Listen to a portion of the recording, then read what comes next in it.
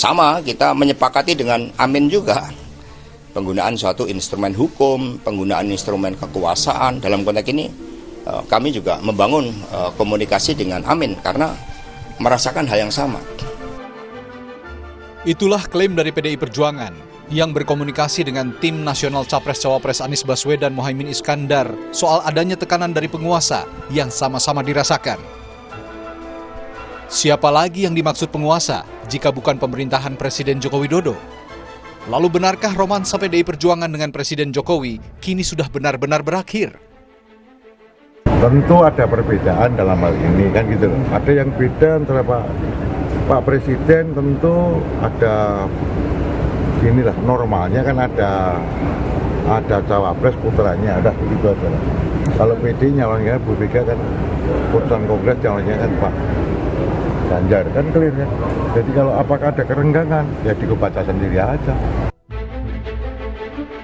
Di sisi lain, Capres nomor urut 1 Anies Baswedan menyinggung narasi kecurangan pemilu yang akhir-akhir ini terus disuarakan. Menurutnya, ini merupakan esensi ketidakpercayaan publik terhadap pemerintah. Mengapa akhir-akhir ini kita bicara tentang jangan sampai ada kecurangan, jangan sampai ada ketidakadilan, jangan sampai ada manipulasi. Artinya ada suasana munculnya ketidakpercayaan hari ini. Inilah esensi perubahan. Perubahan ini akan mengembalikan kepercayaan kepada negara, mengembalikan kepercayaan kepada pemerintah. Sementara itu, Cawapres nomor urut 2 Gibran Rakabuming Raka mengaku tidak khawatir jika tim pemenangan nasional Ganjar Mahfud dan Timnas Amin sejalan dengan terus melancarkan serangan politik ke Prabowo Gibran. Pasalnya, putra sulung Presiden Jokowi ini mengaku mendapat informasi bantahan dari Partai Nasdem soal ajakan TPN Ganjar Mahfud ke Timnas Amin untuk memberikan perlawanan politik bersama. Loh kan sudah disanggah dari Nasdem. Enggak deh, ya. Kalau misalnya mereka nanti dari TPN sama Timnas bersatu gimana Mas? Misalnya untuk melawan dari timnya Mas Wali? Ya nggak apa-apa, biasa aja dalam kompetisi. Ya. Santai-santai aja. Kayaknya udah dibantah deh sama timnya Amin. Ya. Tidak. Loh kan udah ada bantahan. Narasi kecurangan kini sepertinya sudah jadi pilihan sebagai bagian dari bentuk pengawasan. Namun, jika pesta demokrasi sampai berada di bawah tekanan, tentu akan melukai hati rakyat yang menggantungkan sejuta harapan. Tim Liputan, Kompas TV, Jakarta. Lalu benarkah ada komunikasi dari dua poros koalisi Ganjar Mahfud dan Anies Muhaimin untuk melawan pengaruh Jokowi di Pilpres 2024? Kita akan bahas bersama dengan analis politik dari Universitas Paramadina Ahmad Khairul Umam. Mas Umam, selamat sore. Kita langsung saja. Sebelumnya, sore, Mbak. Kan ada komunikasi dari dua kubu. Ini sudah disampaikan oleh dari PDIP misalnya. Tapi kalau Mas Umam sendiri melihatnya, sebenarnya seberapa besar pengaruh Presiden Joko Widodo dalam penyelenggaraan Pilpres 2024 kalau dilihat dari berbagai spektrum konotasi? Iya, kalau pengaruh dari Presiden Joko Widodo tampaknya memang semakin cukup penting dan relevan. Karena bagaimanapun juga kalau misal kita cermati dari basis data yang berkembang belakangan ini, di mana ada peningkatan eksponensial dari elektabilitas pasangan Prabowo Gibran, dan besar kemungkinan kalau misal kita lihat dari cross-tab basis data yang ada, peningkatan elektabilitas dari Prabowo Gibran itu sendiri dipengaruhi oleh beberapa hal. Pertama, Prabowo sendiri memiliki basis kekuatan yang bisa menemukan dua arus kekuatan, yaitu elemen pro keberlanjutan dan juga pro perubahan. Kalau misal kita cermati, kalau misal kita gunakan instrumen pertanyaan kepada responden, siapa tokoh yang dianggap mewakili spirit perubahan, masyarakat politik kita yang tercermin dari responden survei, itu masih meletakkan Pak Prabowo sebagai representasi dari elemen perubahan itu sendiri. Barangkali ini adalah efek dari post-election bias, karena Pak Prabowo pernah menjadi challenger bagi Pak Jokowi di pemilu 2014 dan di pemilu 2019. Nah, Di sisi yang lain, keberadaan Gibran sendiri tentu juga dilihat sebagai representasi dari kekuatan Pak Jokowi itu sendiri. Nah, itulah kenapa kemudian di hampir semua basis data yang ada, kemudian meletakkan Prabowo Gibran di angka sekitar 40-44%, dan itu angka yang cukup tinggi. Nah, kemudian di saat yang sama, peningkatan itu membuat ada terjadinya penggerusan atau mobilisasi pemilih yang semula mempercayai, meyakini bahwa Pak Jokowi akan mendukung Mas Ganjar.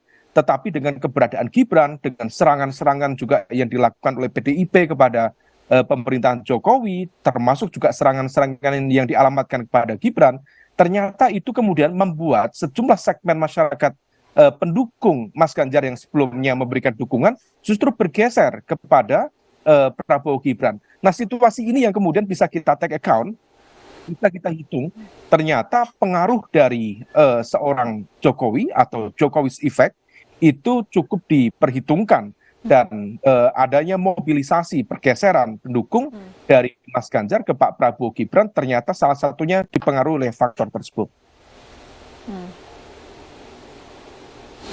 Oke, berarti bisa dilihat dari tadi ya pergeseran pemilih dari Ganjar ke Prabowo Gibran. Nah, tapi kalau kita balik lagi, PDIP mengklaim ada komunikasi soal adanya tekanan dari penguasa.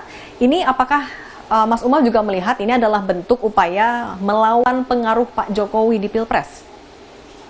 Ya, bagaimanapun juga sikap dari PDIP per hari ini sudah menunjukkan sikap tegas, ada semacam titik pisah yang cukup clear, dan itu sudah disampaikan secara terbuka oleh Bu Megawati Soekarno Putri, Ketua Umum PDIP, dan juga dikonfirmasi secara tegas juga oleh Capres PDIP Mas Ganjar dalam sejumlah kesempatan. Maka kemudian serangan-serangan politik PDIP dalam konteks ini terhadap pemerintahan Jokowi sebenarnya adalah upaya untuk mendelegitimasi, bukan hanya dalam konteks pengaruh Jokowi dalam konteks pemilu atau pilpres, tetapi juga untuk memberikan serangan secara intensif terhadap pasangan Prabowo Gibran. Tetapi tentu ini harus dihitung dengan baik, karena bagaimanapun juga ada kesan yang cukup unik, karena bagaimanapun juga di internal PDIP tampaknya ada semacam penyikapan yang berbeda. Pada satu sisi misalnya Mas Ganjar, kemudian Pak Sekjen atau Pak Hasto, dan juga para kader-kader terbaik PDIP, serangan-serangan itu disampaikan secara terbuka, secara clear, tentang neo-otoritarianisme, tentang potensi kecurangan, dan lain sebagainya. Tetapi di saat yang sama, kalau kita cermati statement dari Mbak Puan Maharani sebagai komunikator terdepan, frontliner dalam konteks komunikasi politik PDIP, justru bersikap lebih kalem, lebih santai, dan mencoba lebih teduh untuk tidak mau dibentur-benturkan antara PDIP dengan pemerintahan Pak Jokowi itu sendiri. Nah, situasi ini yang kemudian tampaknya harus dicermati lebih detail dan juga diantisipasi, karena ternyata kalau kita cermati lebih detail lagi, ada efek lanjutan, di mana kalau misal kita lihat lebih lanjut, terjadinya pergeseran mobilisasi dukungan dari Mas Ganjar ke Pak Prabowo, itu salah satunya adalah dipicu oleh intensitas PDIP terhadap pemerintahan Pak Jokowi. Nah, situasi kalau kita istilahkan adalah sebuah upaya yang menampar muka sendiri, karena bagaimana partai yang menjadi pimpinan koalisi pemerintahan Jokowi selama ini, dan begitu kemudian saat ini praktis 1 bulan ini menggunakan narasi kritis, situasi itu ternyata menjadi agak kurang produktif terhadap elektabilitas dan penerimaan masyarakat terhadap narasi-narasi yang digunakan oleh PDIP sendiri. Tapi kalau Mas Umar sendiri melihatnya apa untungnya, apa ruginya jika dua koalisi ini sama-sama saya kurang bisa mendengar dengan baik suaranya. Berdampak ketika setelah pemilu dua koalisi ini? Mas Umar, maaf, saya kurang bisa mendengar dengan baik suaranya.